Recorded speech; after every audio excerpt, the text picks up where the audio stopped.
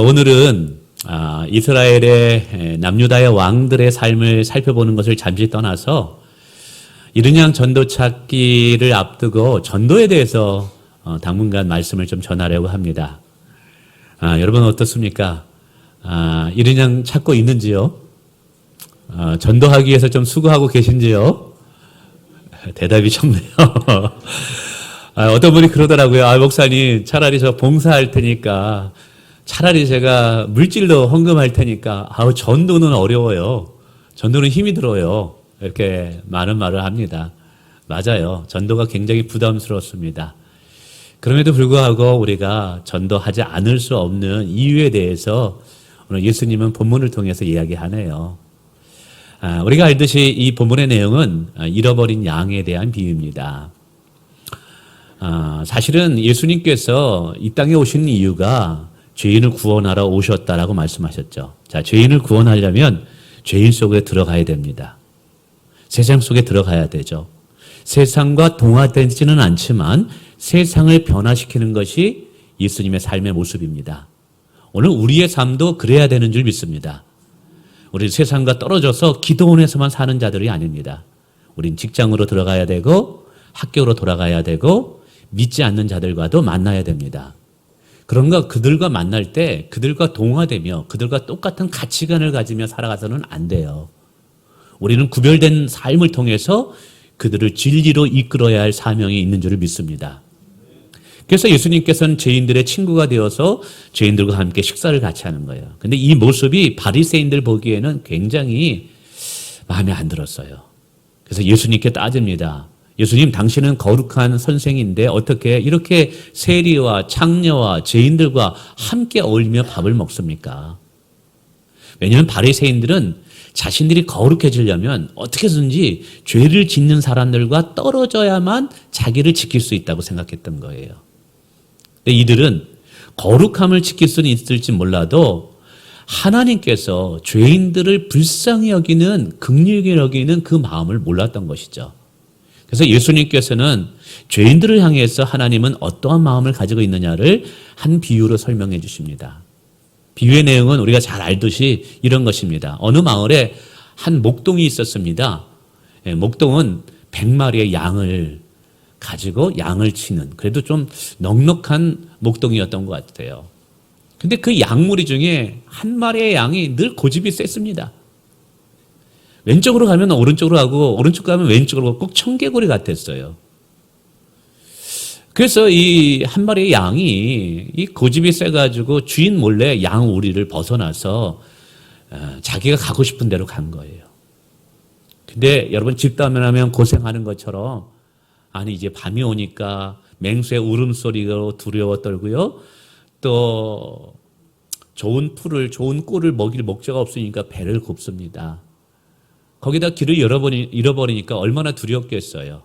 그래서 주인을 떠나는 것에 대해서 굉장히 후회합니다. 그러나 주인이 찾아주지 않으면 자기는 죽게 된 상황인 거예요. 이때 이제 저녁이 되어서 목자는 양들을 다 불러 모읍니다. 그리고 양 우리에 다시 몰아넣습니다. 가마리 한 마리, 두 마리 쓰다 보니까 한 마리가 없는 거예요. 아니나 다를까 그 고집 세고 말 안 듣는 그 한 마리 그 양이 안 보이는 거예요. 이럴 때는 종종 그런 생각이 들어요.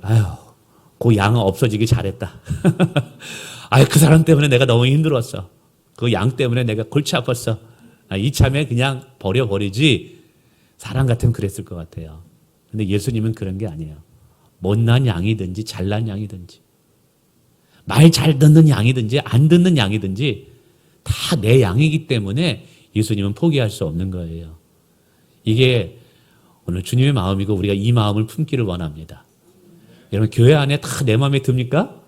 안 들죠. 그러나 다 주님이 사랑하기 때문에 우리 모두 서로 사랑하기를 원합니다. 아멘. 그래서 드디어 그 한 마리 양을 찾으러 나갔죠. 이게 꽤 멀리 간 것 같아요. 보이질 않아요. 그러나 주인은 걱정이 된 거예요. 해가 지면 맹수들에 의해서 이게 죽임을 당할 텐데, 찢겨질 텐데.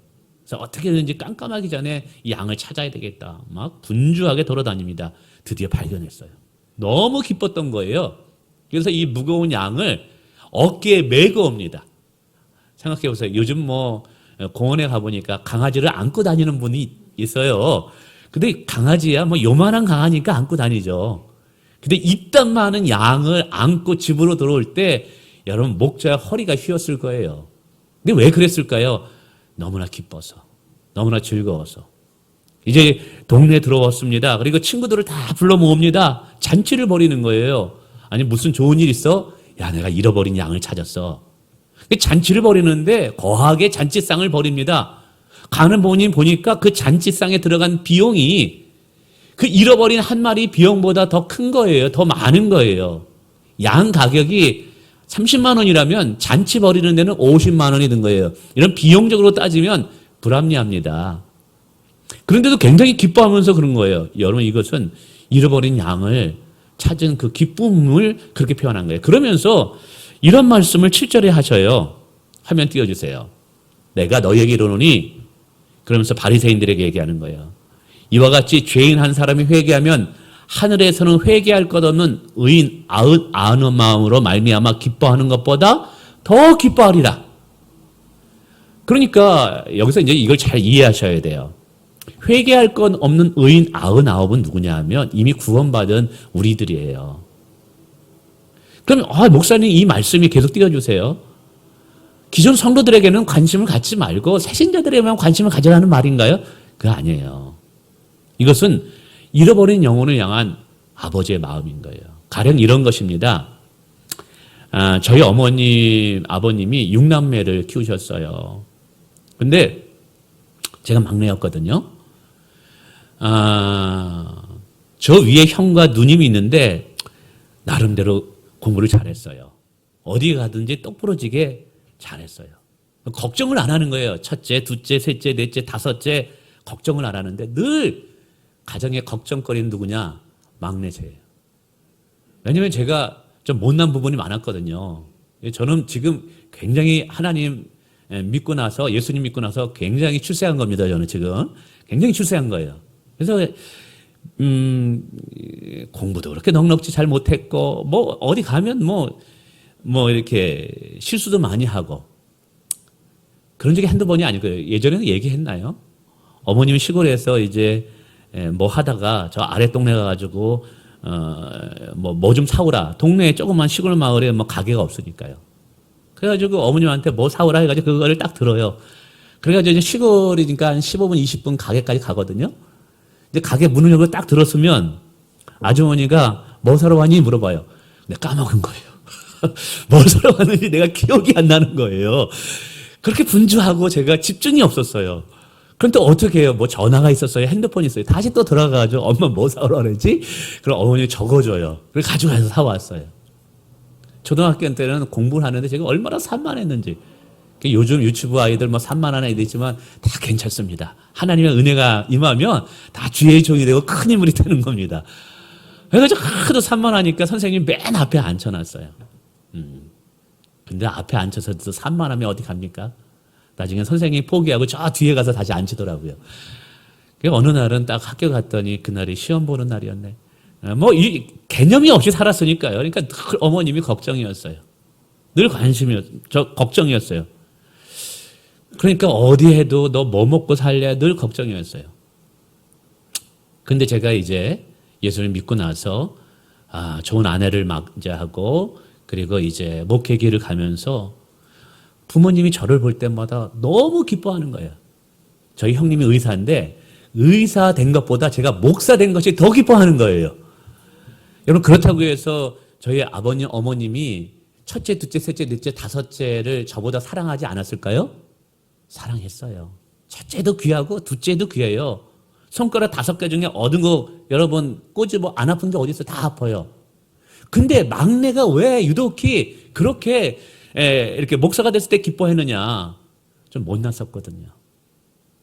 이게 오늘 예수님께서 잃어버린 영혼을 향한 마음이에요. 예수님은 먼저 예수님 만난 우리들 사랑하셔요. 우리 안에 성령을 주셨잖아요. 우리는 천국을 이미 받은 자들이에요. 하나님의 복을 이미 누리고 있는 자들이에요.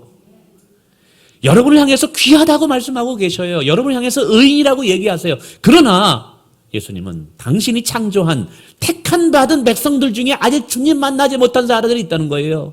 창세전에 택한 받은 자들 중에 아직 예수 믿지 못한, 예수의 생명을 얻지 못한 자들이 있다는 거예요. 그들도 내 새끼인데, 내 자녀인데 라고 생각하면서 그 자녀가 죽게 돌아오는 것이 너무 기쁘고 즐겁다. 오늘 이거 얘기하는 거예요.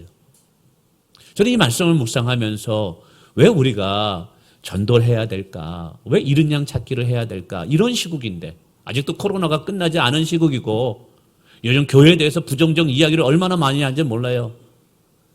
우리 오늘도 못 나오신 분이 한 분이 계시는데, 이제 다음 주에 이제 나오겠다고 약속을 했어요. 새신자 양육을 받는데, 지난주에 왜 못 나온가 했더니, 오래간만에 가족들이 이제 이야기를 하다가 처음으로 가족들한테 나 교회 나간다라고 얘기했대요. 그랬더니 가족들이 뭐라 그러게요? 절대 반대. 교회 나가면 안 됩니다. 왜냐하면 요즘 막 코로나로 인해서 신천지부터 시작해가지고 막 여러 가지로 부정적인 이런 시대에 여러분 전도하는 거 쉽지 않죠. 여러분 그럼에도 불구하고 우리가 주님의 마음을 안다면, 이런 양을 찾기를 원하는 하나님의 마음을 안다면 우리가 할 수밖에 없다라는 것이죠. 그래서 우리가 전도할 수밖에 없는 이유를 저는 크게 세 가지로 좀 말씀드리고 싶습니다. 하나는 하나님이 기뻐하는 일이기 때문에 그래요. 우리가 하나님을 사랑하기 때문에 그런 거예요. 제가요, 연애를 하면서 이영애 사모랑 바뀐 것이 하나 있어요. 저는 면을 안 좋아해요. 국수 같은 거 안 좋아했거든요. 근데 지금은 굉장히 좋아합니다. 왜냐하면 제 아내가 좋아하는 것이니까 저도 좋아하게 습관이 바뀌어진 거예요. 왜 그런가 가만히 봤더니, 요즘 제 아들이 연애를 하는데 가만히 봤더니 얘가 이렇게 자기가 좋아하는 여자, 사랑하는 여자친구에 맞추더라고요. 근데 이게 영적인 부분에도 똑같아요. 우리가 하나님의 은혜를 받고 사랑을 받으면 하나님을 사랑하게 되어 있습니다. 하나님 사랑하시죠? 그거 어떻게 알 수 있는지 아세요? 내가 하나님을 사랑하는 것을 어떻게 알 수 있는지 아냐면, 내가 하나님이 기뻐하는 것을 찾고자 한다면 하나님을 사랑하고 있는 거예요. 왜냐하면 누군가를 사랑하면 그 사랑하는 사람이 원하는 것을 해주고 싶거든요.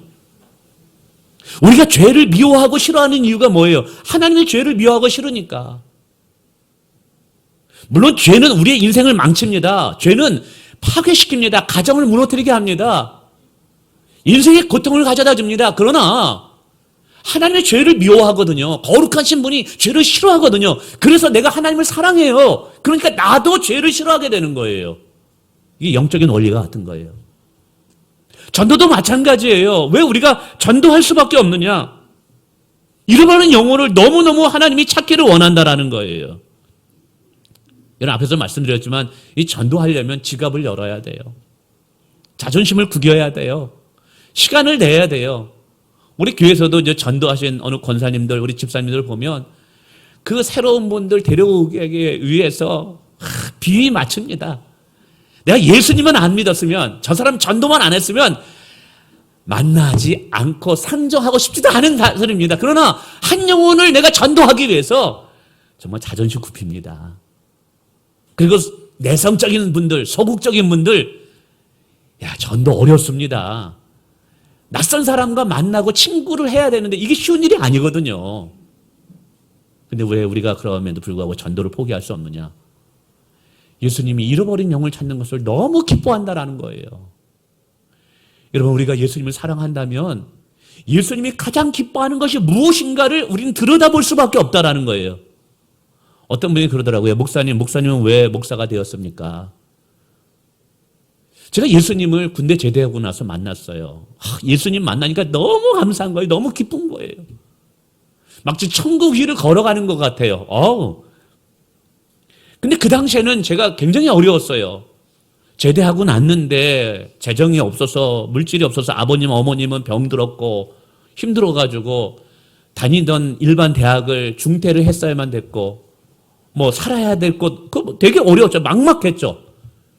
근데 예수님 때문에 세상이 달라 보이는 거예요.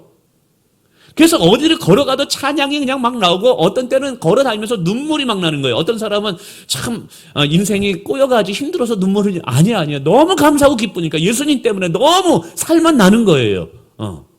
그러면서 제 삶에 고민이 생기고 삶의 새로운 삶의 목적과 이유가 생기더라고요. 그게 뭐냐면 어떻게 하면 하나님을 기쁘시게 하지? 내가 어떻게 하면 하나님을 영화롭게 할 수 있지? 이것이 나의 삶의 비전이 되고 삶의 목적이 되더라고요. 그런 중에 목사님이 부르시더라고요. 원 선생, 한번 목회 길 가보지 않을래? 신학교 가보지 않을래? 제가 그 이야기를 듣고 아 그렇구나. 내가 하나님을 기쁘시게 할 수 있다면 내가 이 길을 가리라. 이런 목회 길 물론 매스컴에 보면 막 한국교회에 뭐 1%, 2% 대형교회 목사님들 나옵니다. 그리고 문제 일으킨 목사님들 보면 막 비싼 자동차 끌고 다니고 호화로운 집에 사는 그런 목사님들 있죠. 그러나 한국교회 보편적으로 보면요. 제가 가만히 제 삶을 들여다보고 계산해 보니까 목사는요. 제대로 목사하려면 부자 되긴 힘들어요. 영적으로 부자 될 수는 있어요. 근데 여러분 재정적으로는 부자 되기 힘들어요. 저도 헌금 사례비 받으면 한 3분의 1 이상은 헌금합니다. 또 개인적으로 또 선교비 보냅니다. 또 때로는 누가 돌아가시거나 결혼식 할 때 조의금, 축의금 보냅니다. 그리고 때로는 누가 어려운 분이 병상에 있다 그러면 찾아가서 조그만 봉투라도 드리고 위로합니다. 그러다 보면은 뭐 한 달 생활비 100만 원이에요. 100만 원 가지고 내 식구가 이제 살아가는 겁니다. 빠듯합니다. 빠듯합니다. 그래서 늘 이영애 사모가 하는 말이 있어요. 돈 좀 있었으면 좋겠다고. 미안하기도 해요. 저축 못했어요. 저축이 뭐예요? 뭐 나눠주고 베풀다 보면은 없어요. 뭐 교회가, 목사님, 건축해고 그 교회 돈이죠. 목사 돈이 아니잖아요. 교회가 목사 겁니까? 아니잖아요. 제대로 목회하려고 하다 보면 부자 될 수가 없더라고요, 이게. 이게 정상인 거예요. 또 목회하다 보면 참고 인내할 때가 한두 번이 아니에요. 여러분, 일 중에 제일 힘든 일이 뭔지 아세요? 사람 만나는 일이에요. 직장에 다니는 청년들이 얘기하더라고요. 목사님, 일이 많아서 힘든 게 아니라 사람 관계 맺고 대하는 게 힘들어요. 특별히 성격이 내향적이고 활동적인 사람은 괜찮아요. 근데 저는요, 혼자 기도하는 거 좋아하고 혼자 산에 다니면서 묵상하는 거 좋아해요. 저는 내향적이거든요. 혼자 있을 때 편해요. 이런 사람들에게 사람을 만나고 이렇게 다니는 게 정말 쉽지 않아요.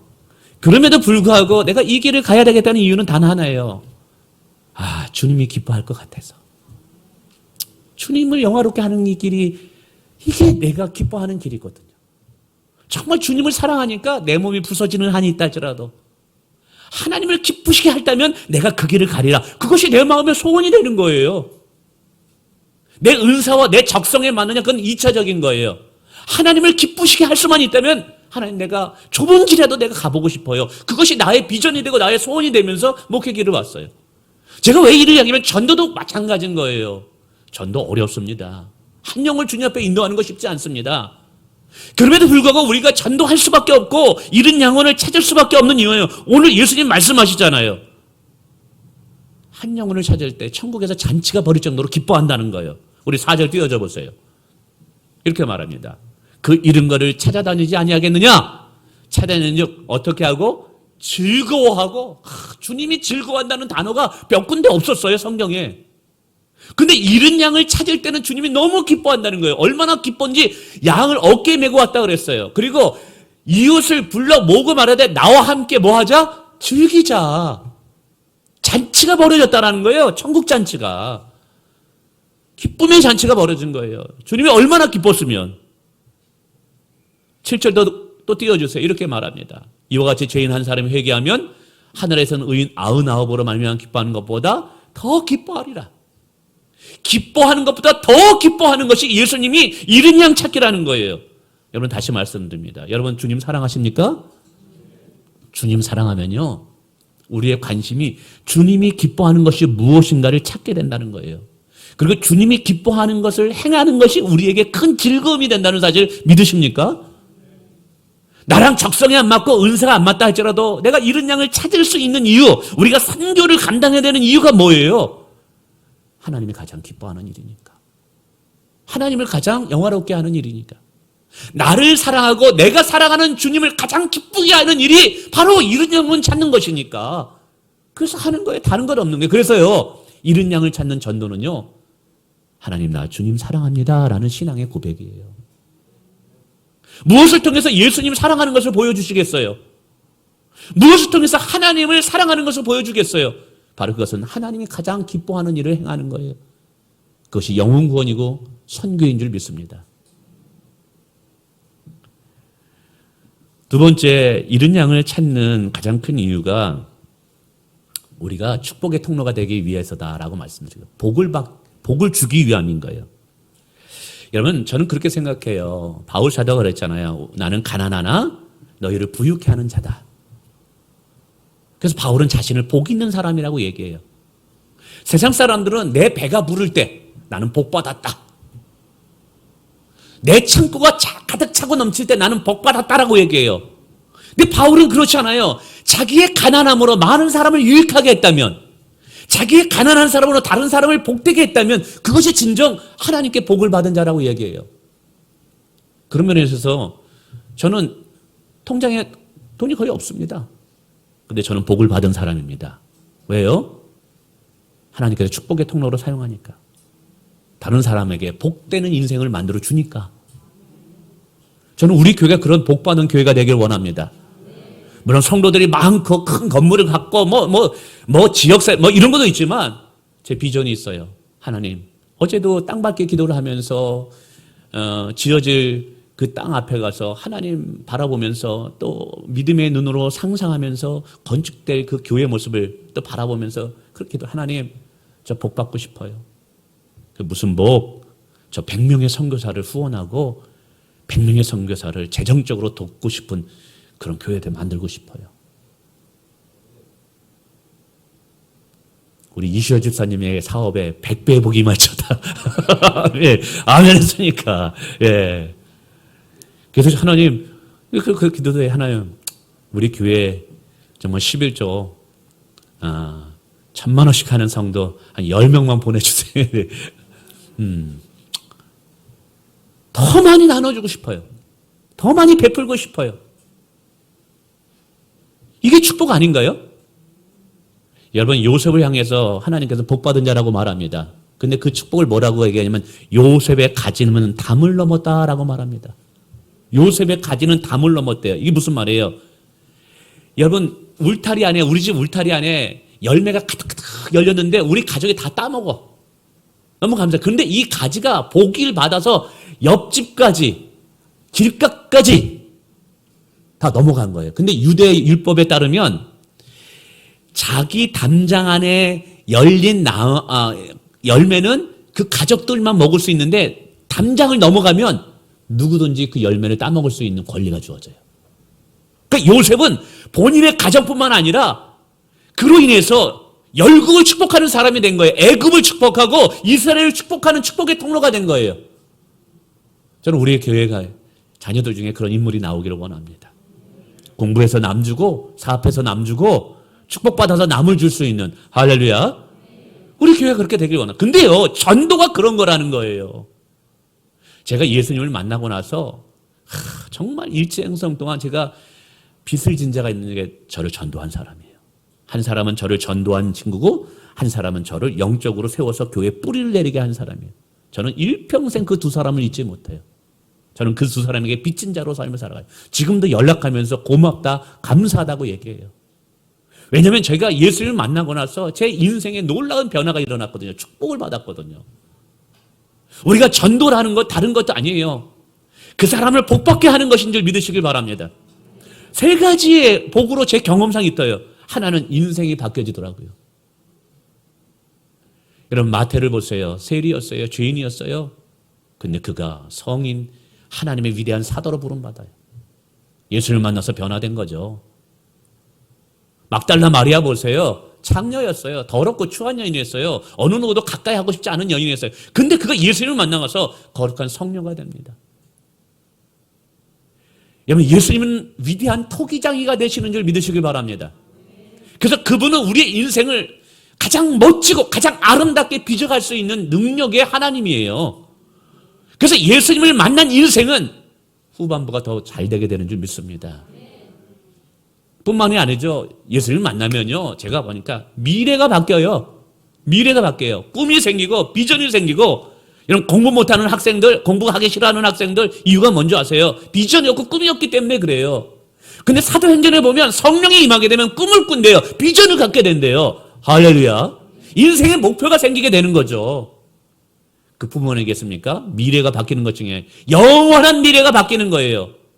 성경은 사람이 한 번 죽고 끝나는 게 아니라는 거예요. 죽음 이후에 영원한 세계가 펼쳐집니다. 두 가지밖에 없어요. 하나는 지옥, 하나는 천국입니다.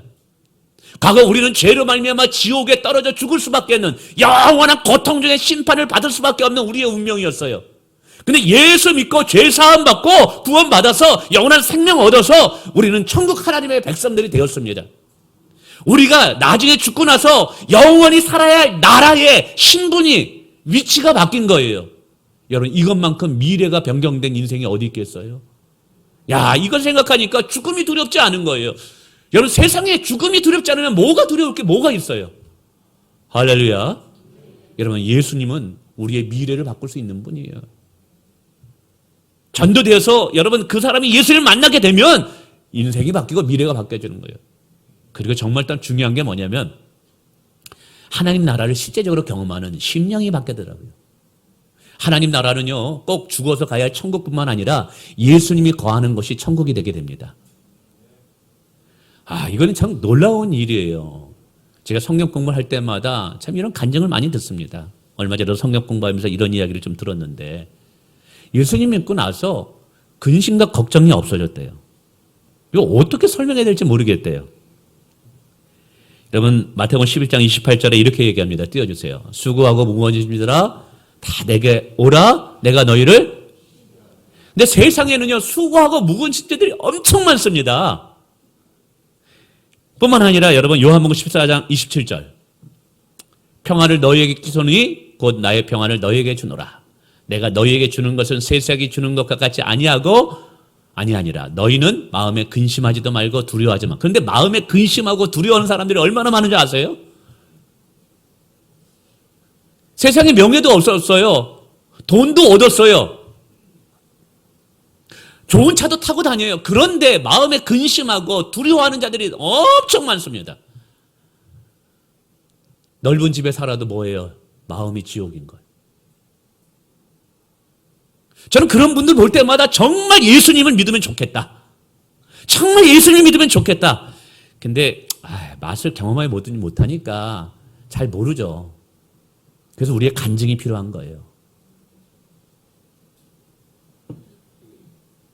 참 신기합니다. 예수 믿으면 그냥 그렇게 꾸정물이 빠져나가는 것 같아요. 두려움이 없어집니다. 근심이 없어집니다. 어떤 분이 목사님 노후 어떻게 할 거예요? 하나님이 책임져 주셔요.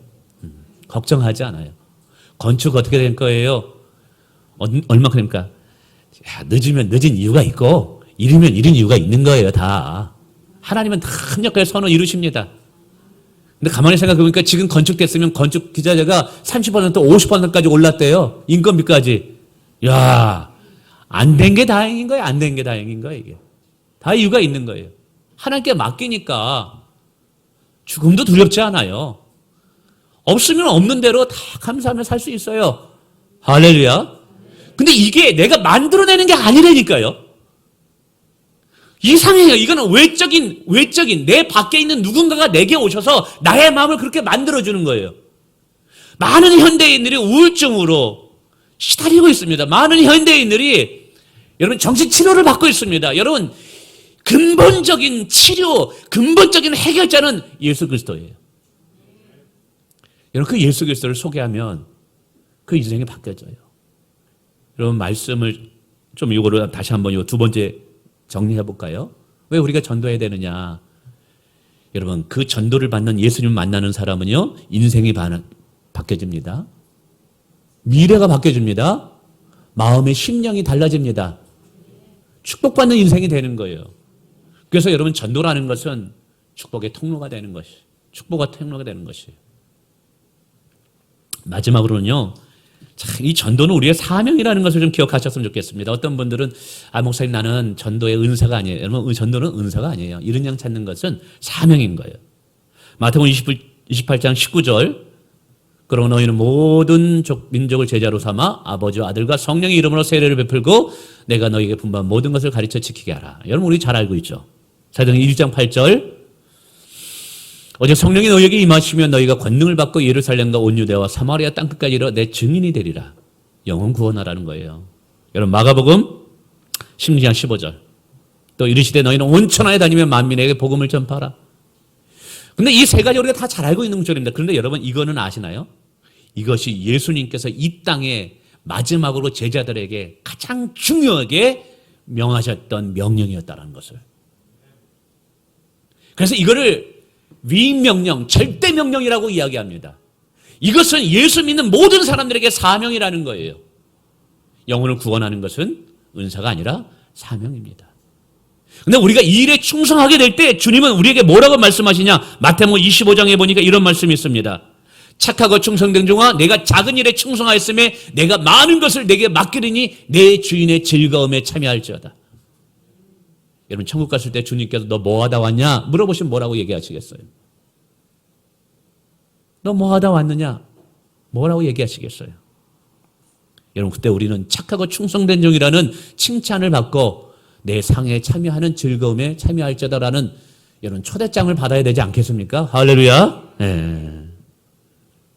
다니엘서 12장 3절에 이런 말씀이 있네요. 많은 사람을 옳은 대로 돌아오게 하는 자.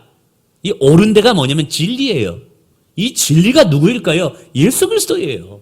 내가 진리요 생명이니 많은 사람은 진리 대신 예수님께 돌아오게 하는 자는 하늘의 별과 같이 영원토록 빛나게 하리라. 할렐루야. 엄청난 축복이고 은혜입니다. 말씀을 맺습니다. 여러분 6월 26일과 7월 3일 날 우리가 이른 양 찾기를 합니다. 지금 코로나로 인해서 많은 분들이 쉬고 있습니다. 우리가 먼저 은혜 받은 자라면 그리고 주님의 마음을 아는 자라면 그리고 하나님을 어떻게든지 기쁘게 하기를 원한다면 여러분 이것은 나와 관심 없는 일이야 나와 상관없는 일이야 생각하지 마시고 먼저 기도하십시오. 하나님 이른 양을 보게 하옵소서. 하나님의 마음을 느끼게 하옵소서. 그리고 담대히 와보라. 예수 생명, 예수 구원, 예수 천국을 전할 수 있는 담대함을 내게 주십시오. 이렇게 기도할 수 있기를 주님의 이름으로 축원을 드리겠습니다.